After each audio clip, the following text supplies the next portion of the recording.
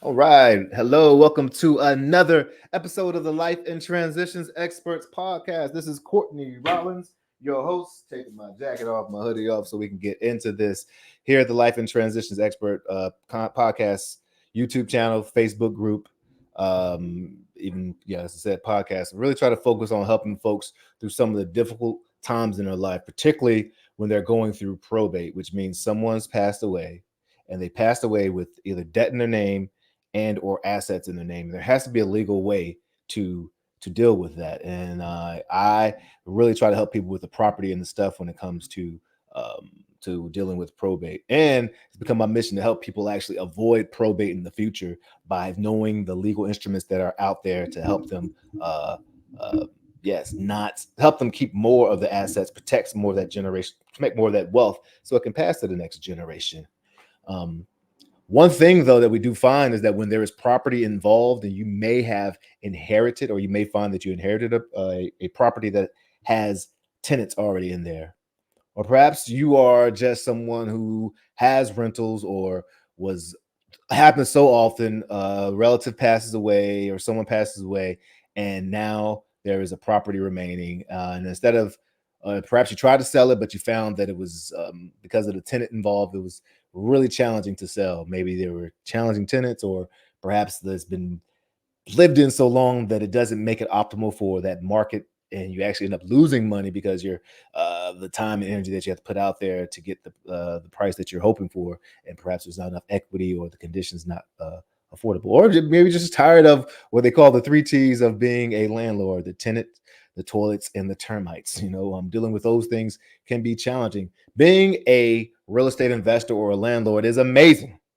It's a great vehicle for providing housing for folks. It's a great vehicle uh, for doing what the government encourages and getting the tax benefits based on that action. It's great for building equity and having monthly cash flow, but it's also not for everyone. It's not for the faint of heart. Again, it can be very challenging. So, if you're someone who still wants that monthly cash flow that's generated, that mailbox money, they say, but you don't want the issues that come with the tenant, that come with the rent, and come with dealing with the property maintenance. Let's take a look at how you can still get monthly cash flow and not deal with the tenant, the termites, and the toilets. So that's what we're gonna do. So all right, so let's jump on the stage here. All right, the benefits of selling property on terms. That's called terms. You may have heard it before, but terms are another way of saying seller financing. They're basically ways of describing how the deal is done. So let's take a look. We already discussed how probate is the legal process, selling affairs. Here's some of the steps that folks take. It's gonna be a lot of stuff there. And even though technically in North Carolina, which is where I'm situated, property is a non probate asset in most regards, unless it's in the will. There's still times where you'll need um, to deal with the property if there's property in the estate, especially if there's tenants in there. So one of the things is great about selling the property, becoming the bank on terms. In other words, you say to someone, "Let me back up here." Oops. Well, you. I'll give an example of something really, literally just did. There was a property. I believe the seller wanted 107 plus 158, 165,000. They wanted 165,000. Unfortunately, there wasn't enough equity in the property. The property had been lived in by him and his wife, who just passed away about 6 months prior, and it just needed love, and it just couldn't get to that price. Um, and so, after a conversation and finding out what the seller really needed, he really just wanted, he was set on that price. He wanted some monthly income in his retirement years. And so we decided, hey, how about we set up where we give you some money down? I think I gave him 7,000. That's what 7 plus 158, because it came out to 165. $7,000 down, and I make monthly payments that you'll receive. It will be set up by a third party note servicer. So I give them the money and then they give it to you so that we all can see and know what's going on. If for whatever reason I hit by a bus or I don't end up paying, this loan, which you technically just gave me, is secured by the property. So with that third party note servicer, you can foreclose and take the property back with all the equity that has just been built in from the months of me paying. But of course, if you're working with someone you expect to work with someone you trust, who can show that they demonstrate that they can actually get the job done And so that shouldn't be an issue. But that's just to say that there are things in place to protect you, and that third party protects me or a buyer because we know that that money is actually being accounted for going down on the principal. So it was awesome. He was able to get he's going to get the lump sum that he wants that's locked in. I was able to enter at a very low price that allows me to still do what I need to do and add value to the property, make it so somebody could live in, and I'm able to actualize profit as well. And someone's living there, so it's pretty awesome thing. So seller financing, owner financing, it's all these different creative words, terms, all this stuff are really ways of saying, hey, we're going to make sure we get the job done. And one great thing about it is, number one, it increases the market reach. You actually, when you're selling on a more traditional side, banks are going to want people to qualify, which makes sense. They're going to want certain criteria and steps that it can be a long, arduous step right there. So it could take a while. But if you're selling to someone who doesn't necessarily have the criteria that the banks are looking for, and trust me, the banks are looking for outdated criteria.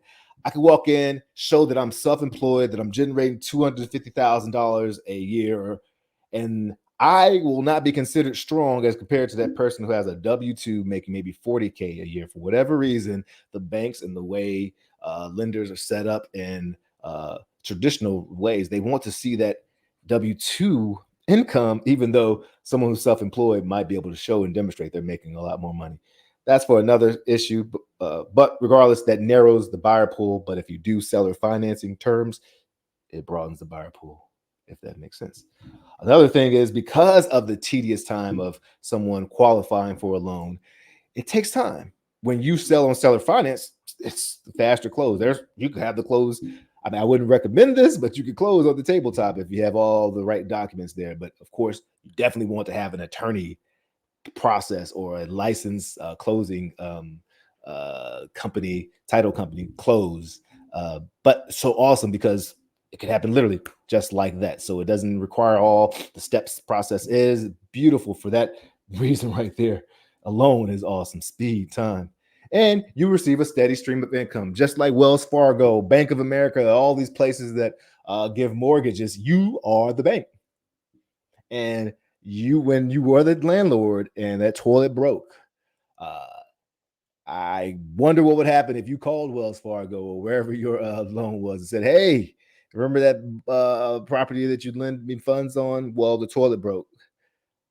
I don't think you're going to get a call. I don't think there's even a number that you could dial for that. And just like that, you are the bank. So it's the responsibility of the person who owns the property to make sure it's maintained and kept. And even in your agreement, you can ensure that they have to keep it to a certain standard.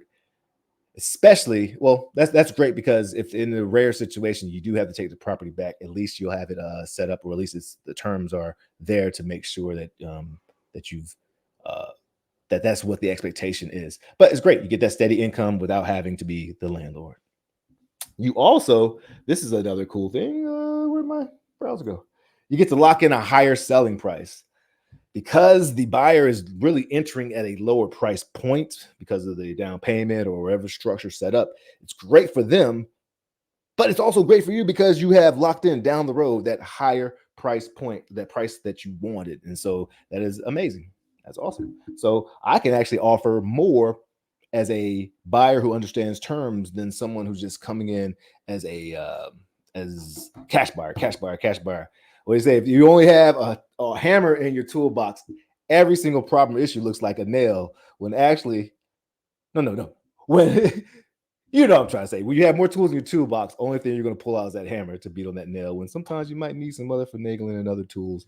And I beat the heck out of that metaphor analogy. So we're going to move on to flexible terms. This is also a great thing. In my world, this is called creative financing. Creative. So you can be creative as far as the interest rates, as far as when the payments start, how they're paid. It's awesome. It's creative as long as it's legal in the nation and hopefully with integrity. You can customize repayments. You can do all type of things. It's creative. It's between you and the parties there involved. So I really love that you get flexible terms. And it's going the other direction.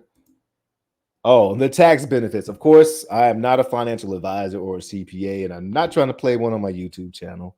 But the tax benefits when you sell a property, quite often Uncle Sam is going to ask that there's that capital gains tax. So if I sell a 100K property, sometimes capital gains can be 25 to 30, even higher, depending on, uh, I mean, the timing, the tax laws at the time and all, but it's pretty high.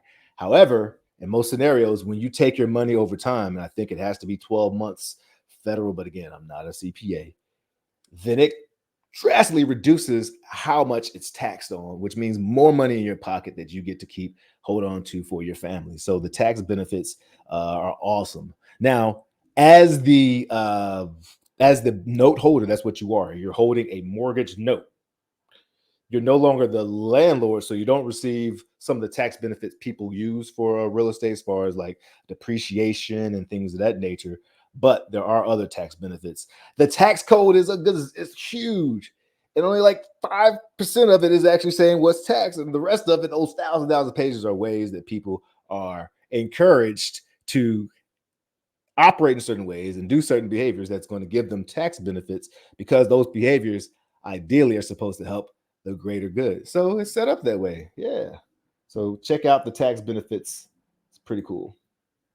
And that must be for an old what do you call it, presentation that I did before. So I can stop right there. I'm surprised I didn't put something at the end there that tells you how you can connect with me if you have any other questions. Well, I'm going to tell you. You can just text me, call me, email me, Courtney at estateproservice.com. If you want to sit down and just chat about or even strategize what some solutions are for your property, or how to support you through the probate process, or how to avoid probate in the future, reach out to me. I love helping. It helps me get stronger. It helps me add more tools to my tool belt so that I don't approach everything like it's a hammer or a nail or whatever the metaphor is supposed to be. You know what I mean. And guess what? Life and transition experts, let your light shine.